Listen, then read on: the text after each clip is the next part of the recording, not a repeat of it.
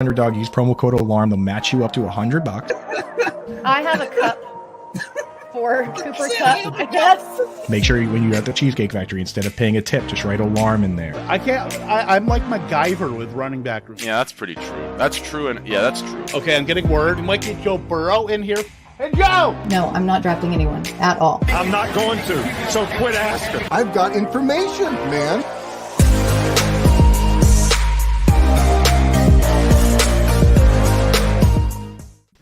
Ladies and gentlemen, it is lightning round. It is Kevin Tompkins. It is Britt Flynn. It is Andrew Cooper. It is week 14. We are on the literal precipice, $5 word, of the fantasy playoffs. Guys, how we doing?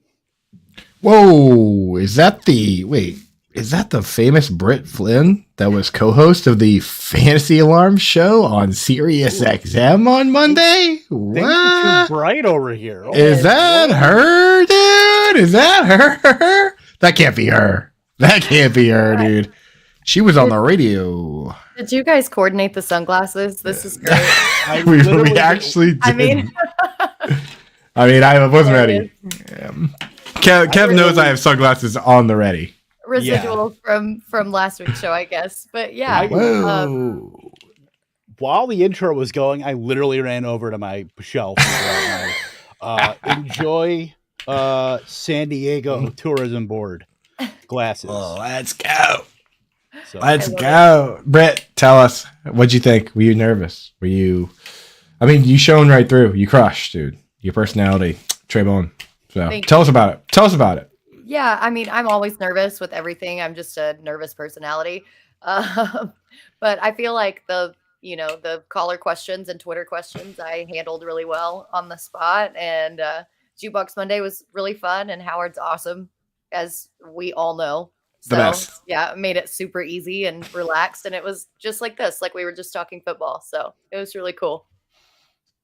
Hell yeah, dude. The old Wednesday on the old lightning round. Yeah. That's the best part. Dude, just imagine if it was just a big trick and Howard got you on there and he was like, what do you think about the Red Sox signing, and they just dropped some like random reliever. I can't even remember, Kenley Jansen. Like, what do you just imagine if you just went full baseball show on you? You would be like, oh. Well, if he would have mentioned Kenley Jansen, I would have lots to say on that because I'm a Dodgers fan and he's a former Dodger. So. Yeah. By the way, former catcher Kenley Jansen, by the way, came up as a catcher with the Marlins organization. Speaking of baseball, the one baseball nugget that we can throw out there, friend of the show, Jameson Tyon, did sign a deal with the Chicago Cubs late last night. 4 years, $68 million. They bet there's some good coffee and bourbon in Chicago. I was gonna say, dude, no more, dude. I was like, I'll show you where the bourbon spots are, dude. Forget that. If he comes here, he better be pouring the pappy up, dude, for the boys, dude. Especially because he's not on the Yankees anymore, so he can chill with the Red Sox fans now, But I mean, dude, going from Yankees to Cubs, dude, it's like famous clubs only for him, man. Right? I know, right? Legendary clubs only. Pinkies up. Just stay away from the Malort when you're in Chicago. Oh, well, couldn't be happier for J-Mo getting that big money deal, and certainly. My Erin is a Cardinals fan. I told her that, and she was just the whole disgusted face as it comes with being a Cardinals fan. But I told her she could be a Cubs fan every fifth day, and she reluctantly agreed. But yeah, good for J-Mo. JB, poor guys from going to New York City pizza to crappy Chicago. All right, I have a bone to pick. I really like deep dish pizza. I'll just put that out there. I'm a New Yorker, not like JB New Yorker, but I guess the part that actual New Yorkers don't think is New York. But Chicago deep dish pizza is pretty damn good. The real secret, and I'm sure Britt, you can relate to this, is that I don't have any skin in the fight. You know what I mean? Like I'm from Boston, so I just treat them as two separate dishes. Like one of them is like delicious lasagna pizza soup, and the other one is pizza. And I love both of those, dude. I love them so much, in fact, that I figured out a hack for the local Uno's. And I know Uno's is not, people from Chicago will scoff, but we don't have much deep dish out here. Do you guys have Uno's where you guys are at? I've never heard of it. I'm in North Dakota where people have never heard of pizza. Apparently. Okay. So yeah. So Uno's is a deep dish pizza you can place. get. For anybody out there that knows Uno's, there's a little trick you can pull. These pizzas are massive. They're way too much to eat in one sitting for the most part. But you can, but they always do like a 2-for-1 deal because they know most people aren't going to do that. You can order one frozen, put it in the freezer, and then they give you instructions on how to heat it yourself. That's a big fat boy move. My wife was gone this weekend. I may or may not have split a Uno's pizza with me over the course of the last couple of days. So that's a life hack for everybody. Yeah, there's this place here that is like specialized in the take home frozen pizza game. Like that is like the lazy man's pizza place, and I am kind of here for it. And I don't know why I didn't think of that earlier. Got to get in there. Got to freeze them up, dude. Yeah, exactly. So we are going to talk about some foosball here. We're kind of going to deviate a little bit from our usual format because the playoffs are fast approaching next week in most leagues. So I think we're going to really just I'm calling a time out. I'm calling an official timeout because Wendy just entered the chat and Wendy pulled an epic move. For people that don't follow her on Twitter, if you check the intro to our show, we tell people, as a joke, go to Cheesecake Factory, just write alarm in the tip spot. That's a promo code. Wendy pulled that this week. Epic pictures. Check it. Wendy, post your Twitter handle so you can put it up there. You got to follow Wendy. She cracks me up. I'm pull it up right now, actually. I was dying, dude, looking at those pictures, dude. I don't want to spoil any of them, but the first one had me laughing. The second one had me laughing out loud, rolling around. Yeah, you're in the club, Wendy. You're part of the alarm show. Get those alarms up and out. Let's go. Wendy, you pretty much, I think you made the opening intro for next year with those, by the way. Oh, yeah. 100%. I'm putting it up right now. I'm going to find the Chrome tab. Let's do this thing. Yeah. Follow her on Twitter. Check out those pictures. Too funny, man. Yeah. Too funny. Hold on. I'm putting them up here. I am going full boomer right now, so please bear with me. But yeah, promo code alarm right there, Wendy. And then Chicago PD. She must have tried to order some Neapolitan pizza along with that promo code alarm. Was not feeling that, but yeah, Chicago's finest there. Lock it up, Wendy. I told you. Hope Bale wasn't that big. You got to write that in there and hit the road, Wendy. You can't hang around, dude. That's the beauty of the promo code. You get and you can never go back. That's the other part of it too. Exactly. Absolutely. And let me, if you have questions too with your lineups, please jam them in here. Send them on over. Like our good friend here, George, full PPR and Njoku, Hunter Henry, Ingram, or Foster Moreau. To the tight end guru, Mr. Andrew Cooper, with this one. So for me, I'm not going to start Moreau because he stinks. And honestly, I do have Hunter Henry over Evan Ingram this week, even though I'm a big Evan Ingram fan, simply because Hunter Henry has gotten 5 targets last 2 games in difficult matchups, both of them. And last week was the Bills. So the fact that he got 5 targets in that game is pretty nice. This week he has the Cardinals, which the Cardinals and the Seahawks have basically been going back and forth fighting to see who could be the worst team versus the tight end this year. So, at any given time, either one of those teams could win that battle, but that's a great matchup. Njoku, of course, is the upside play, but the floor is so low because he's been banged up. He didn't play last week. For me, I would lean into Hunter Henry. Unless you're looking at your lineup and thinking, I need the absolute most upside, then you go Njoku. But, I mean, the other thing about Henry is Jacoby Myers is hurt. He might not even play this week. If Jacoby Myers is hurt, then I'm outright starting Hunter Henry over David Njoku, flat out. Yeah, you basically just took all my talking points about everything. Well, it's tight ends, so right. I am starting Njoku in a league just because tight end is a barren wasteland, and it's week 14, and there's nobody else out there on waivers, and I lost Hayden Hurst, so kind of forced to go with whoever's out there. But I do agree. I really love Hunter Henry in this matchup. And I'm not really sure how much Ramondre Stevenson is going to work in there. I think he's going to get some targets, but if this is a back and forth, because there's only a -1 point spread, this could be a very pass heavy game. And Henry could be the beneficiary of all those targets. Bingo. Yeah, I am a fan of Henry here too. Obviously, the matchup is pretty damn good against Arizona there. And yeah, I like Wendy going with the old Melvin Gordon corollary there, where I'm sure he is a nice guy, but get off the field, Foster Moreau. So apparently, Darren Waller is targeting Week 15, so the odyssey continues for Darren Waller. So just when we think we can maybe dispatch of him, gives that glimmer of hope. That is the worst guy to roster. Like Darren Waller has been like the biggest albatross in fantasy, the guy that you really can't drop, but you can't start him either, obviously, because he's been hurt and on IR. But still, he's been like one of the worst assets. But I would take Hunter Henry over Njoku there. I mean, the fact that Deshaun Watson hasn't played football in 2 years, and frankly, it looked like it. But I mean, they're clearly run heavy in Cleveland, but I mean, Cooper had 9 targets. Nobody else had over 3. So, Njoku's probably going to hit over that, but I'm not banking on a lot of efficiency in that Browns passing game, at least right now. I'll address this. Wendy says Foster's probably a really nice guy, Coop. Dude, no question he's a nice guy. He was awesome on Hard Knocks. If Hard Knocks was never a thing, then we probably wouldn't even think about Foster Moreau. He's never had a game over 67 yards. Get Foster Moreau out of my face. So, yeah. Mic drop. Yeah, smell you later, Foster. Yeah. Seems like a nice guy.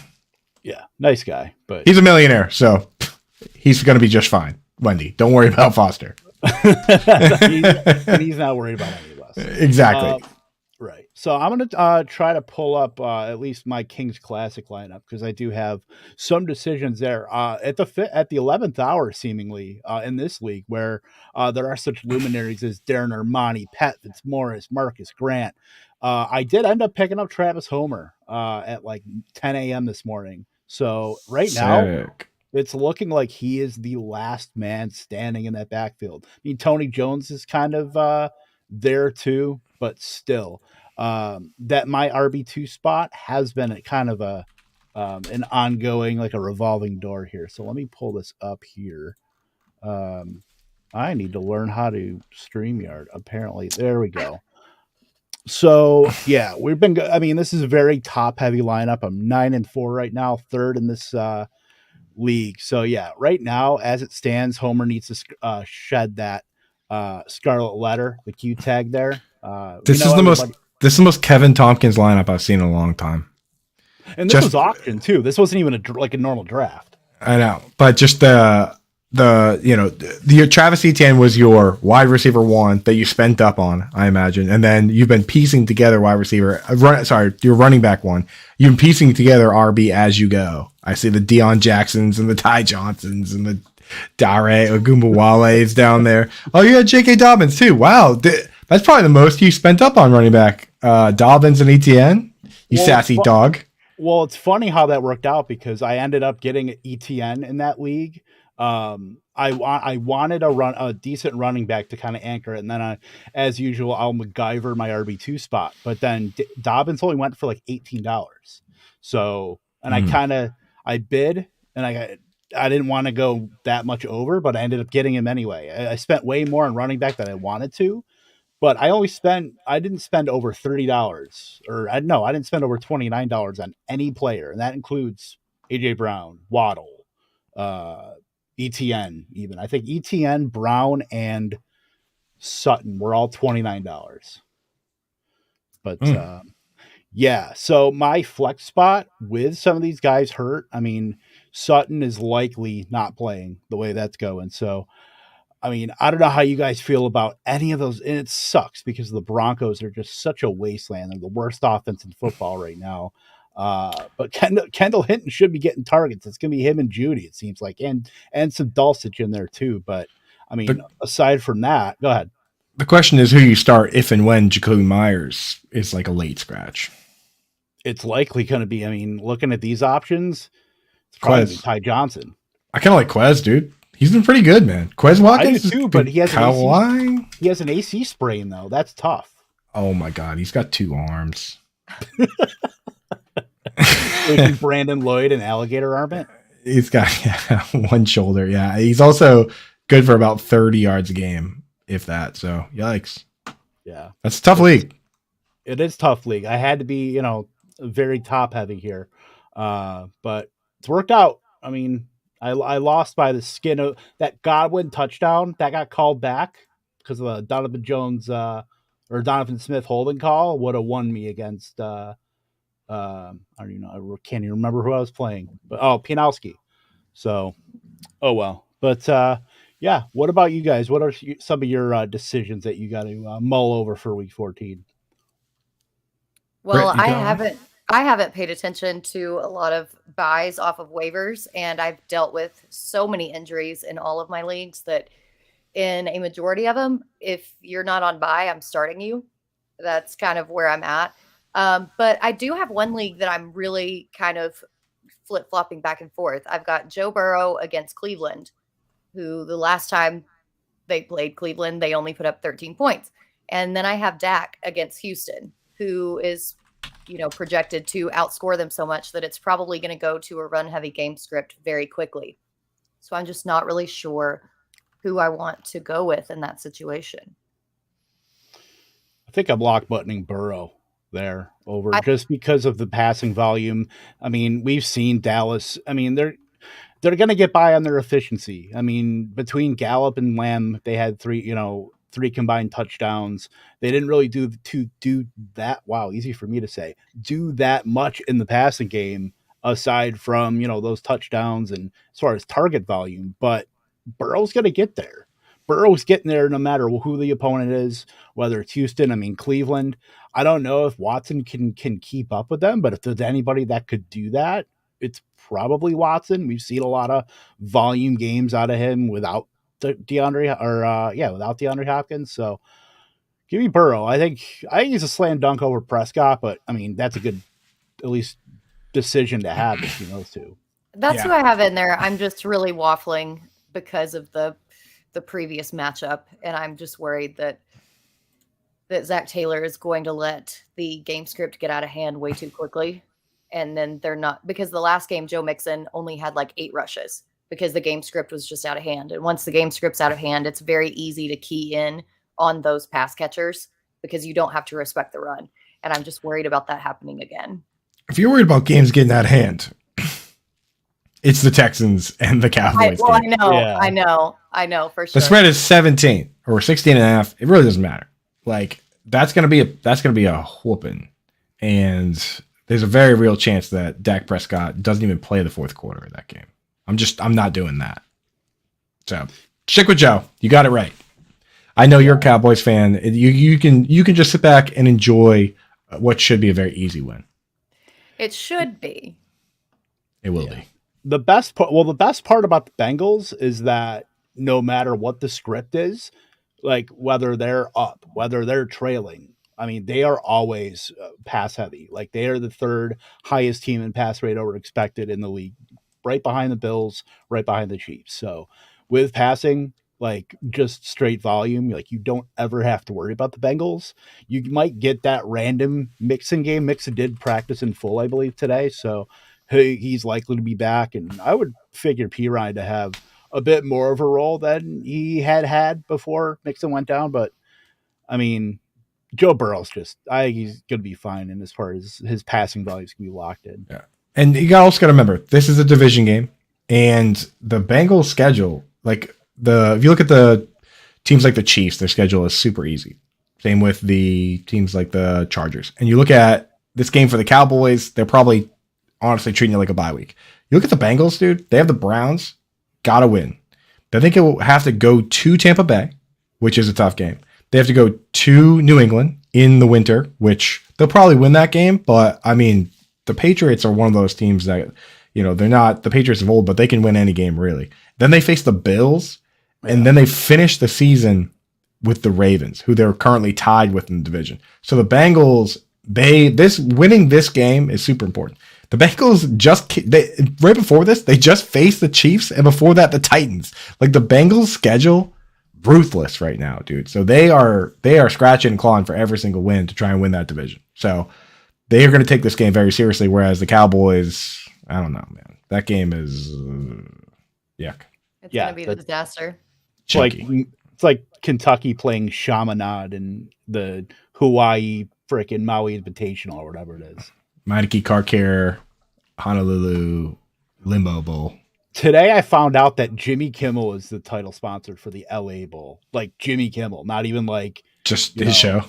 it's not even Just himself. It's Jimmy Kimmel. Like the That- How Jimmy cool Kimmel must that be? LA Like, Bowl. I just have enough money to like randomly sponsor a bowl. I want a bowl in my name, so I'm making it happen. Like, here we go. That's It's just wild.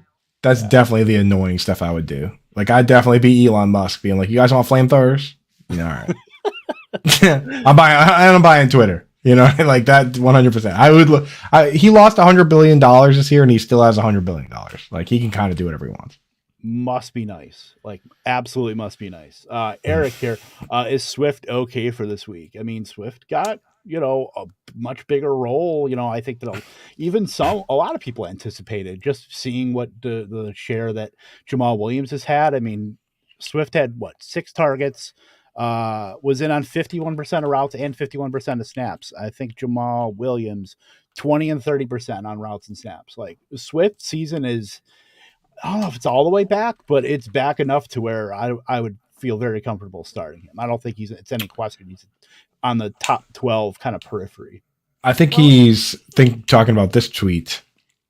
DeAndre Swift, that didn't take long. DeAndre Swift showed up on the injury report this week with an ankle sprain and was limited practice today. Likely aggravation of a prior injury. So he was limited on Wednesday. I did not see that. Yeah. He That's- popped yeah. up on the injury report like at 2 o'clock, 3 o'clock this afternoon. Mm-hmm. Why aren't you perpetually online, dude? You got to be. I know, right? I mean, I was only selling stuff on Craigslist. I got rid of some of the stuff in my office. I'm actually going to be, after I finish my target report, we'll be tearing apart my office and configuring it. So maybe a little different look next week. Should I put lightning on Craigslist? You better not. I worked very hard at skee ball to win those tickets. I would What the hell's the never. matter with you? I would never put our sweet lightning on there. I mean, I still have. Finger trap. Still got this right here, dude. I actually, oddly, sitting on the table right here is my Dave & Buster's card as well. So I'm ready to party right now, dude. What's up? Let's go now. Come on up to Boston. Actually, the better one is not in Boston. It's actually in Providence, dude. The Providence Place Mall, Dave & Buster's. Yeah, dude, I've been there. It's sick, right, dude? That might be the best one in the region. No question. That whole dude. area is sick. Like the mall there, that's like downtown by the Biltmore. That's the beautiful thing about Rhode Island. It's like 20 years behind every other state. So like malls are still super cool. Like malls are still in, right? I took a train that was legit like 2000. It was the year, I think it was Andrew Luck's second year. So what was that? 2010, 2011? Yeah. Might be. Yeah. Cause that was the last time I was there, but like Providence is awesome. It's fun, man. It's fun. It was a lot of fun when I wasn't 21 yet. That was the best time to be in Providence. They were just like, come on in. They were just like, you go to 18 up bars in Providence and they'd be like, well, if you're 21, you get a bracelet. And then no one checks your bracelet. That was that Providence is a good time. Don't worry, Wendy. I'm not going to tell Tom or his new girlfriend about your proclivity to Joe Cool. Tom has a girlfriend? Apparently. He was on Twitter. I was online for some part of today. Hey, Just didn't get to the Swift news. Tommy. Dude's a boss. Kids these days grow up so fast. She's probably half of his age. I would say. Sick. Hey, players got to play. I'm gonna throw this lineup in here too because this is a Kevin Tompkins lineup. Although I do have a let me find it here. I had the screen still up. Hold on. We're gonna boomer this. Well, why don't I just do mine real quick then? Because you didn't even ask. Can You didn't even share ask yours? me.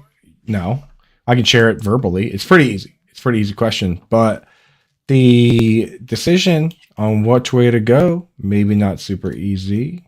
So here's where I'm at. I have both Zeke and Fournette, and my team is pretty good here, so I can only start one of them. So I got to decide. This is a full PPR league. It's Fournette, who played more snaps than Rachaad White, but Rachaad White looked really good. He played 10 more snaps than White did, but he's facing San Francisco. Or I could start Zeke, this week admitting that Tony Pollard is super cool, but he gets Houston, so he gets a better matchup. So which way you guys going on that one? I think I would play Zeke. I mean, I think that the game script isn't going to necessarily be conducive to Fournette getting touches. And like you said, San Francisco is the best defense against the run. And we saw last week when the game started getting out of hand, even before it started getting out of hand, Zeke and Pollard just rotated touches, and they didn't really let up throughout the game. I like it. Yeah, like Fournette might be like legit in that Mike Tolbert role at this point. Where Rachaad White started the game on Monday, and Rachaad White was in there in the high leverage spot when they were driving down and obviously caught the touchdown. So I'm not going to say it's a complete changing of the guard, but it's probably White has earned half of that work with Fournette, and Fournette is probably going to be getting a lot of those once they get down inside the green zone. Getting a lot of those touches.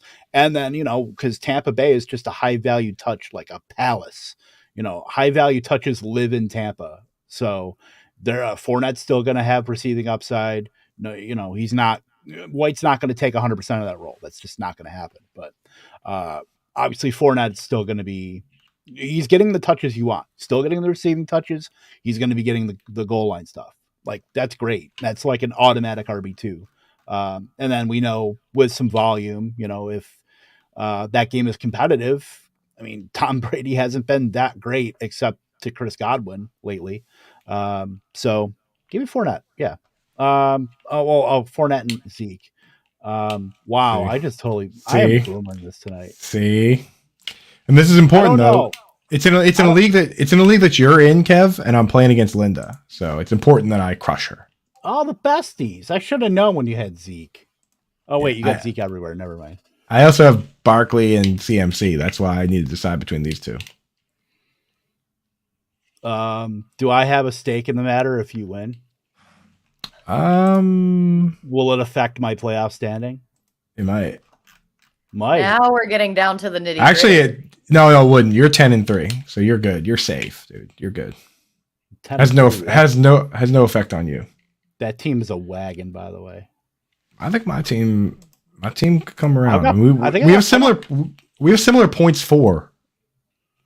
If I got Pollard on the team, I do, don't I? Yeah, you do. Yeah, I thought so. That's what. Yeah, because I think I have like Tyreek Hill and I have Mahomes and Burrow on that team. Your running backs are so scraggly, dude. No. Scraggly. Jeff Wilson and Tony Pollard, dynasty. Antonio Gibson's in there too. Imagine that. That's been so back and forth in that backfield. Like, that's one thing. I have both Antonio Gibson and Robinson in Kings Classic, and it doesn't matter much this week, obviously, because they're both on bye. But going actually into the playoffs, how am I going to decide between those two guys? Because it's varied from week to week. Passing games, you're gonna have to do your best to try to predict game script. That's really all you can do. Yep. Gibson gets the pass work. Robinson gets the run work. It's a classic Chubb Hunt situation. Mm-hmm. Eric back in here. Should I star Hollywood Brown or James Cook at flex this week? Hollywood. Yeah, I may be throwing on the glasses too. Hollywood, get your glasses on. Britt, glasses on. We're going Hollywood here, dude. Hollywood played 63 of 65 snaps when they said he was going to be limited. Is that limited? I don't think so. James Cook, honestly, he only really truly came into that game when Devin Singletary got banged up. And then he just caught dump downs against a Patriots defense that was just running like a shell trying to contain Diggs and Gabe Davis. Like, James Cook is fine, but people are going to see that like he's still just running that like pass down only role that is not going to be conducive to consistent success, man. Hollywood Brown is much safer of a play. He got 8 targets his first game back from a very serious injury. Yeah. He is, go ahead. he is the safer play, but I kind of think this is one situation where, like, do you need to go for floor or do you need to go for upside? Because against the Jets, I kind of feel like James Cook has a ton of upside. The Jets defense is really, really good, but where they kind of have a little bit of exploitability is with pass catching running backs.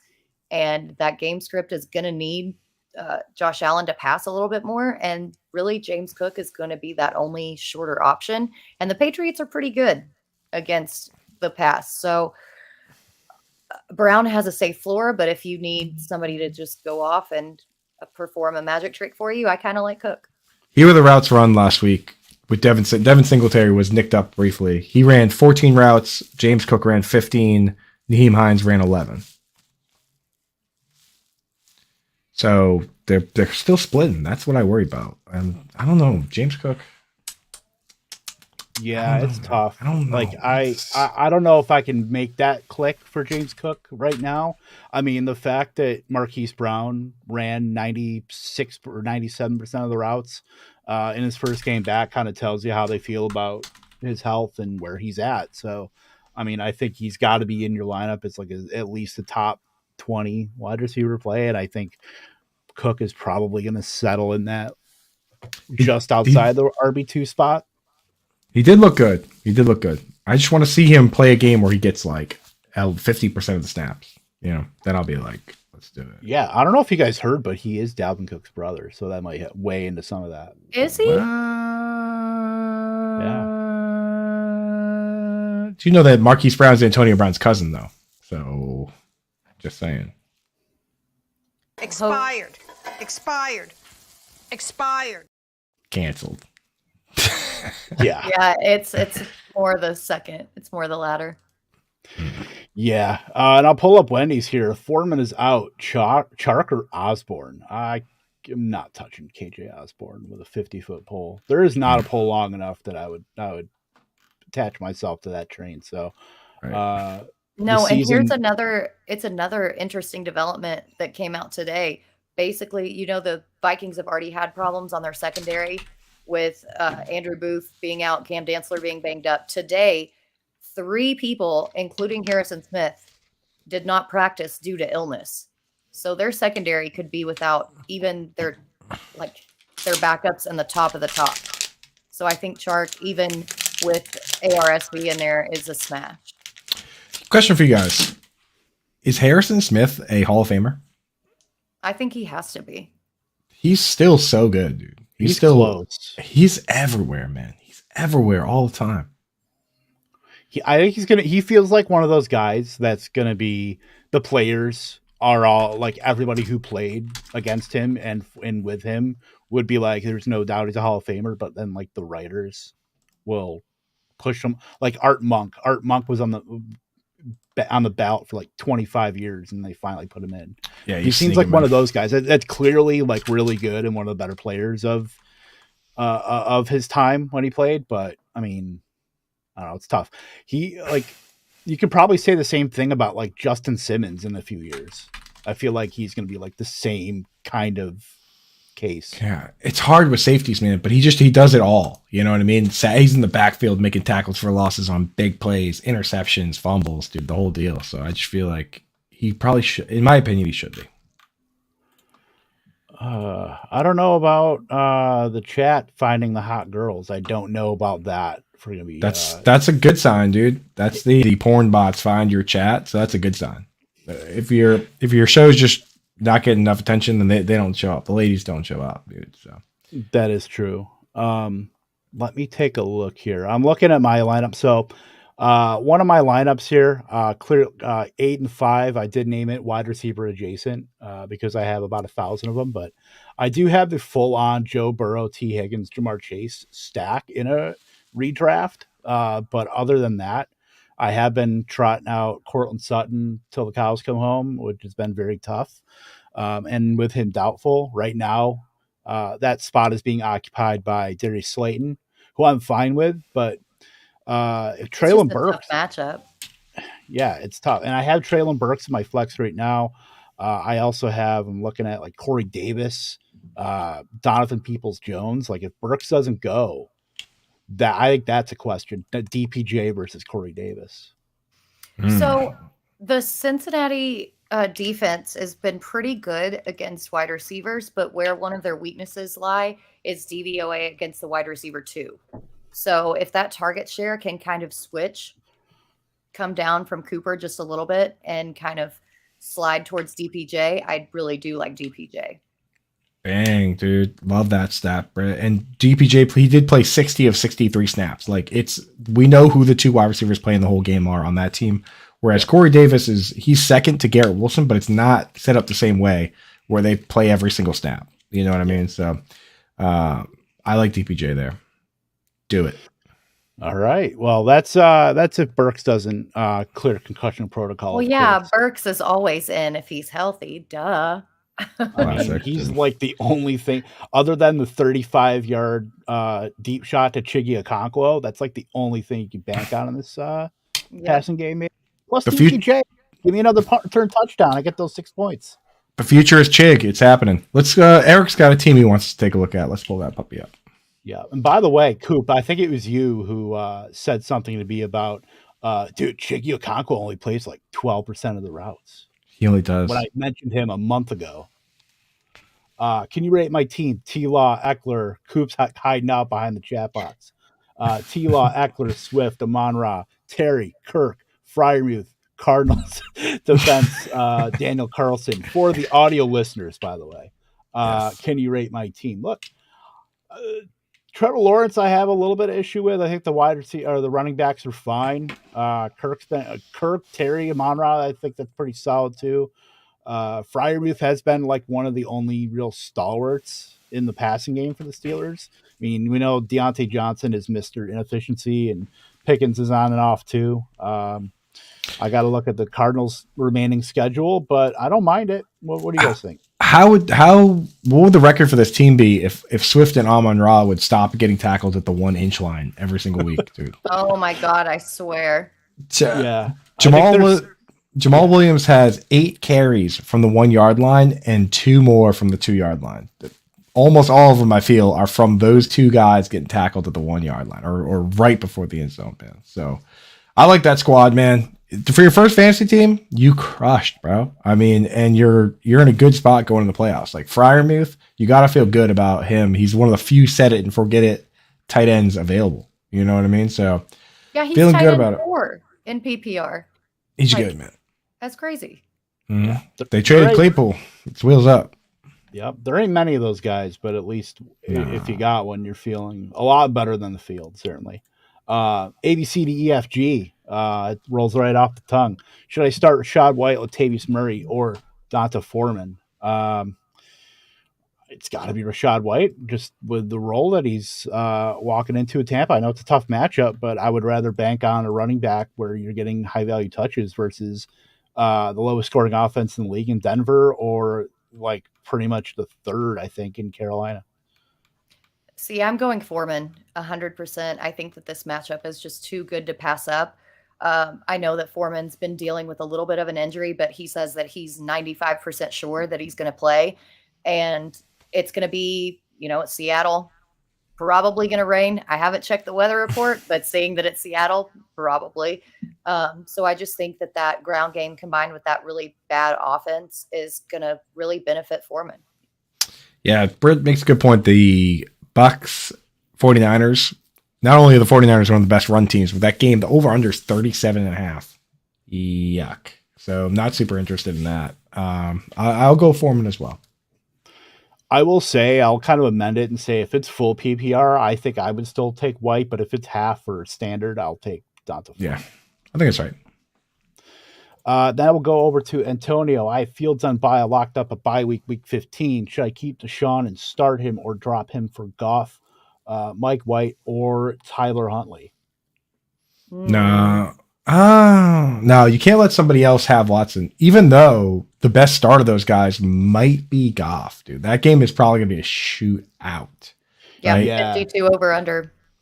But I would still just start Deshaun Watson and don't let somebody else get Deshaun Watson because, I mean, you got to remember this guy is very good at football. He might be rusty or whatever, but if he can get back to where he was you don't want to let somebody else have that. You know, that's the real problem.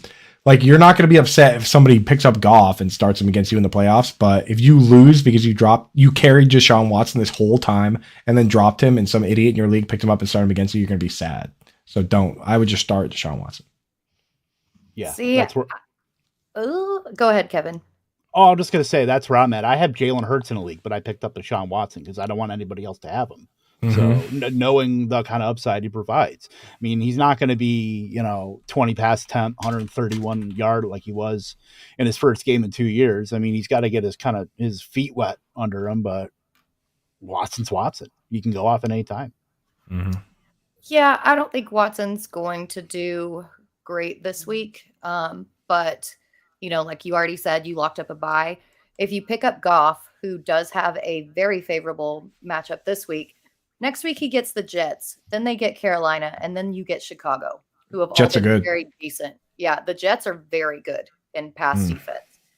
Carolina has been middle of the pack, and then Chicago's even been okay. So you've got to weigh that with this week versus what you're going to get going in the playoffs. And I think that Deshaun is the answer there to hold on to him and then start Fields. Yeah, these are the last few games for Goff. 340 yards passing, 2 touchdowns. Awesome. Before that, 240 yards passing, 2 touchdowns. Take that. Game before that, 165 yards, 0 touchdowns. Nightmare. Game before that, 236 yards, 1 touchdown. The game before that, he threw for 137 yards. Hard to get excited about Jared Goff. Whereas I can convince myself to get excited for Deshaun Watson. Yeah. It's like those, if you can predict the obvious, like the Detroit smash spot, like he did that against Seattle. He did it against, he was QB1. He had the QB4 game against the Jaguars last week. Other than that, it's been pretty middling. He had one other top 10 finish, but I'm just waiting for Detroit to just trade up and get a quarterback coming up in 2023. I think if there's a team to do it and to get set up and send Jared Goff to Carolina, Detroit's going to do it. Yeah. I know DJ Chark's not under contract for next year, but like you give a quarterback DJ Chark at split end, Jamison Williams at flanker, Amon-Ra St. Brown at slot, Michael Mayer at tight end. Michael Mayer at tight end from Notre Dame. DeAndre Swift as a pass catching back.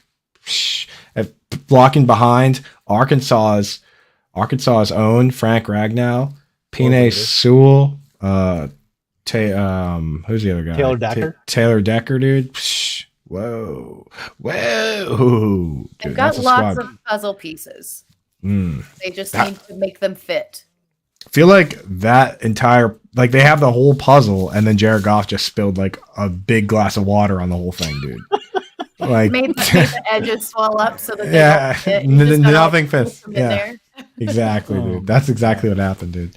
It's like when you have Jared Goff, you're trying to do the puzzle upside down. Also, Antonio, should I drop J.K. Dobbins so I can have the Broncos defense against the Rams week 16 or Damian Harris? J.K. Dobbins is back at practice. That window was opened up last week. I'm a bit interested in seeing. He's still clear hold at this point. If you're going to drop anybody for a defense, I don't know. Unless that's your only defense, but if you're carrying 2 defenses, I don't know. I don't know if I can really devote 2 of my spots, especially with the playoffs. But in what world are you going to start Damian Harris, dude? Like in what world, what would compel you to be like, I'm going to get Damian Harris in there? A terribly shallow dynasty league.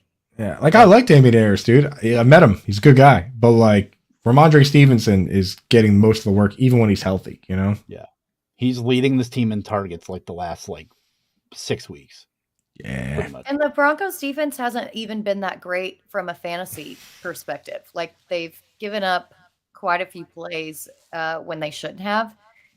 And depending on the scoring in your league, they've been really hit or miss. So I don't know if I would drop like a skill position player, especially a good skill position player for a defense. True story. The bots are out. Why are you banning these bots, dude? I'm about to find love, bro. What the heck? What the heck, dude? Don't ban. What if that's, dude? You never know, bro. You never know. You never know. As the guy who just came off his honeymoon too. That's right, dude. I'm just saying, dude. That's what I was getting to. By the way, options open. Yeah, is Kyron Williams the guy in LA? I mean, so there's a lot of puzzle pieces to still put together with so many free agent running backs. I mean, I don't know if the Rams really got money to pay somebody, but if they don't, it's looking like the case. Kyron Williams had the worst combine, bro. He would have been so much better if he just like pretended he sprained his ankle. Like, if you're gonna come out, subbed in Tom Brady to run his 40.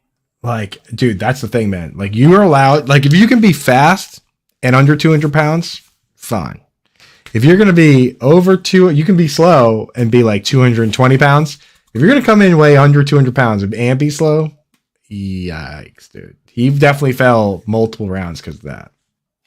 Yeah, but the way that the Rams organization has really treated Cam Akers and from all accounts, the way that Cam Akers feels towards them, are they going to waste more draft capital that they don't have because of all these trades that they've made? Or are they just going to kind of suck it up and make Williams the guy and try to get some draft capital out of trading away Cam Akers? I mean, I don't know. I don't think you trade Cam Akers. I think you just get for him. Like, if Matt Stafford's going to come back and play, then you've got to go all in again. You just got to keep going all in, you know? So trade. Plus, you can get an awesome running back in the second or third round. I mean, DeAndre Swift and Jonathan Taylor went back to back in the second round. Right. Aaron Jones is a 5th round pick. You can find. Wasn't Josh Jacobs he was a first, I think, but just trying to think of like he's a one. You pulled like one of the 4 running backs. First round. Well, I'm because I had that. It's harder. Natural proclivity to Josh Jacobs sucks, which clearly doesn't. It's harder to name the running backs drafted in the first round, and you literally pull one of the like 3. You're like, oh, what about Rashad Penny? It's like there's literally been like 3 or 4, and you pulled one. What about Clyde Edwards-Helaire? Right? Yeah. No. Yeah. Or just take the litany of undrafted. Anyone else? Zonovan Knight, Jeff Wilson, the People's Night, Zonovan People's Night, 7th round pick, a Knight Rider. Oh my God. Toronto Dave returning from a ban, probably deserved it. Well, he was I hope your timeout maybe he's the one finding love on the new dating site. The head of the Gremlin squad. Oh, there he is, right there. Straight Gremlin. That's right, dude. Gremlins don't sleep. 10-4 off, dudes. Let's go. Or offsuit, I mean. Yeah. Running back's a wasteland. Let me let's see. Oh, that was from Watson. I have Burrow, so I'd struggle sitting him to play. Yeah, you can't sit No way. Marquise Brown or Chris I don't know if you can even contemplate sitting. If you got to sit one, that's a great decision to have. That's crazy. No, I would take Godwin out of your lineup right now. No, double-digit targets since week 4. But Marquise Brown is good too. He is very good. I think Chris Godwin, but I think this week that the cornerback matchup versus your target share favors Godwin. Yeah, Patriots do have a couple good corners, but you're going to get Jack Jones on DeAndre Hopkins, but you're going to get Jonathan Jones on Marquise Brown. Patriots easily have the best players named Jones in the league. I'm sorry. Jaguars. Joneses, huh? Well, the Jaguars got Marvin Jones and Zay Jones and some guy named Tim Jones, but the Patriots, bro, we got Mac Jones, we got Jonathan Jones, we got Jack Jones. Marcus Jones scored a touchdown last week, and Marcus Jones was the guy. So Marcus Jones, he's on his first offensive snap last week. He scored a touchdown. Do you guys know why he got that snap? Why he started playing offense? No. I feel like I heard this story somewhere, but regale us. Yes, because he won the matchup for them the week before that against. Oh, sorry, they played the Vikings, but the week before that, he was the one that ran back that punt to beat the Jets. So they were like, let's start mixing this guy in a little bit, see if we can get him in space. First play they put him in on offense to get him in space, he takes it for a touchdown against the Bills. So maybe Marcus Jones gets a few more snaps. We'll see. Yeah. Jack Jones is a menace, though. He is good, man. For a rookie, like Bill Belichick can invent a cornerback out of thin air, but he can't draft a wide receiver to save his life, bro. You give him you give him the entire first round, dude. He wouldn't hit on one wide receiver, but dude, he'll figure out. He'll pick some, some random dude from like West Tennessee A&M. And then he is megastar, and then he lets him leave for a 3rd round comp pick. Yeah, he'll pick up some scrub from the South Harmon Institute of Technology, and now they're an all-pro. I mean, when they leave here, they're not even good. Like, think about it. Like, J.C. Jackson, I mean, he got hurt. He didn't even play this year, but like, he was undrafted free agent left, didn't really do anything. Malcolm Butler got signed by the Titans, dude. Malcolm Butler didn't do anything. So maybe it's some sort of secret sauce they got going on over there. The little D-back sauce. Sauce Gardner. Tyreek, Amon-Ra, Godwin, Keenan, Marquise. Sounds like my kind of wide receiver group right there. That's a squad. So, okay. So, oh, wow. Oh, my goodness, dude. You should grab a time machine and see if we can trade some of those fellas for running backs. Right. That's a good team. My cousin, Kenbrell Tompkins. That's right, dude. Yeah. Your Tanner cousin.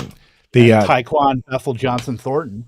Judon does bring the ruckus, and my favorite thing about Judon is the way he uses his Twitter account to try and get people to come to New England, even though we were never going to sign anybody because we were trying to collect that comp pick for J.C. Jackson. But follow Judon. He's so funny in the offseason, dude. He's just every single person that's a free agent, he's in there with like the eyes emojis or just like sending videos and stuff. Like he cracks me up, man. I love that stuff from players. The sandwiches have a strong class this year. I don't know. I'm trying to think of what that means. I don't know if that was an inside joke or what, but elaborate, Scampers. Scampers got cat on the brain. So I wanted to ask your guys' thoughts on this particular thing. So obviously 2023 is still a while away, but if you had the 101 right now, who are you taking? The 101, dude. Got to be Daniel Bellinger. Has to be. 100% catch rate. Got booted. 100% catch rate this week, bro. I shouldn't do that because when I have to post the pod, then I have to separate. I have to like find the second part of the splice for your audio to put it in there. So I really just made more work for me. Dude, I might just take Justin Jefferson, make my life easy. I was going to say, I think that a strong case can be made after this season to stop drafting running backs at the 1.01 and 1.02. What? And that's not to say that there aren't running backs who are worthy of a first round draft capital, but there are so many more wide receivers like just killing it this season.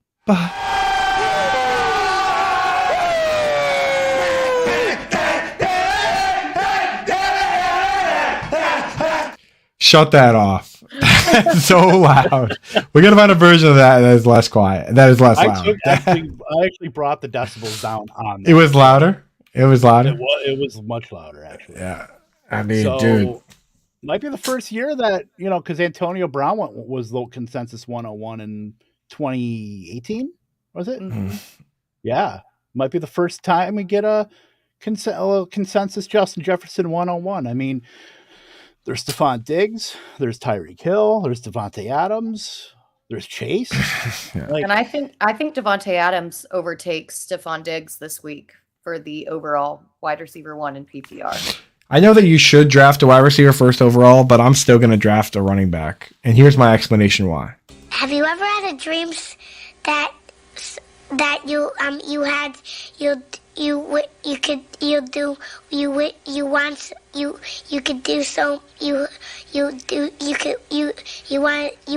him to do you so much you could do anything? The last part, just, you want him to do you so much. Yeah, I'm like, that's the thing, though. That's the thing with drafting running backs first is that you could do anything. You can do anything. You can do anything. So, I mean, like wide receivers, they're going to catch passes and all that, but running backs, dude, they could do anything. Oh my gosh. oh boy. Devonta Smith versus the Giants. T. Higgins versus Cleveland. No contest.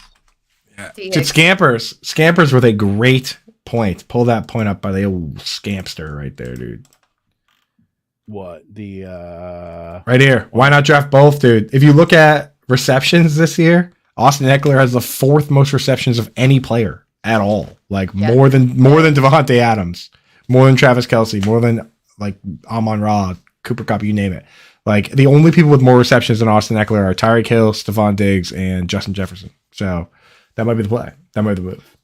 I will concede a little bit here, and I will say that I think Austin Eckler is the RB1 as it stands right now for 2023. Like I don't think that's a hot take. You've got CMC, you got Barkley, but I'll still take Eckler over all of them. Lock it I just down. don't know if we're going to get the CMC ceiling anymore. Yeah, especially in San Fran. Why? Trent Williams so good, dude. Trent Williams is the best player in the league. Well, he's so good, but Shanahan likes to split up the workload. Best player in the league. Yeah. That team has like, if you go through and you're like, okay, who's the best player at their respective position? That team has like a bunch of dudes that you could say yes, right? Mhm. Like Trent Williams could be the best left tackle. Christian McCaffrey could be the best running back. Kyle Juszczyk, definitely the best fullback, right? 100%. George Kittle, I mean, best two-way tight end potentially. Obviously, Kelsey's the number one, but he's in that discussion. Like they got a lot of guys, and then you get the defense. I mean, wow, Phenomenal. best defense in the league. Wow, Owen Wilson, dude. I was very disappointed to see they announced the cast for the next Wes Anderson movie.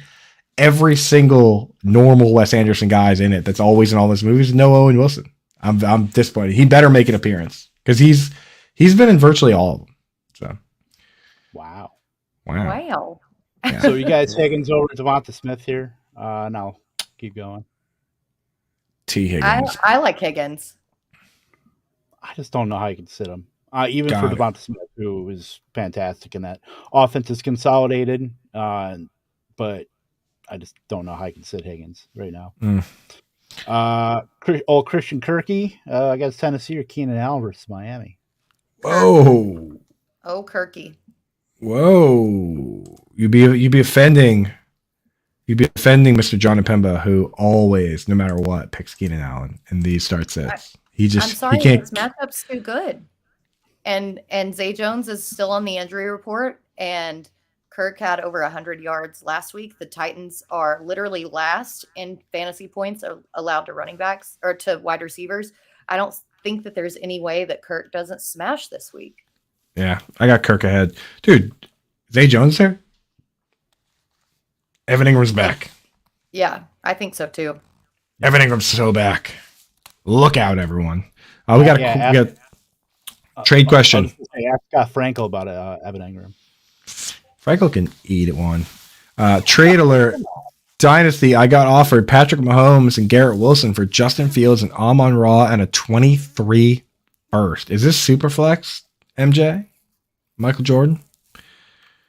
Because if it's super flex, that you can't, I mean, yeah, I don't know. That's spicy meatball. That's a crazy trade, dude. It seems a little too lateral, and then with the 23rd first, makes it lopsided for the other person. Mahomes. Man, it's Mahomes. Yeah, it is super flex. It is super flex. Okay. But his second quarterback's Burrow. Wilson and Amon-Ra are pretty lateral for me. Yeah. I would take Mahomes slightly over Fields just for longevity, security. And then the first. Are you competing this year? Give me Mahomes and Wilson. Yeah, I want Mahomes and Wilson. Agreed. looks like a baby.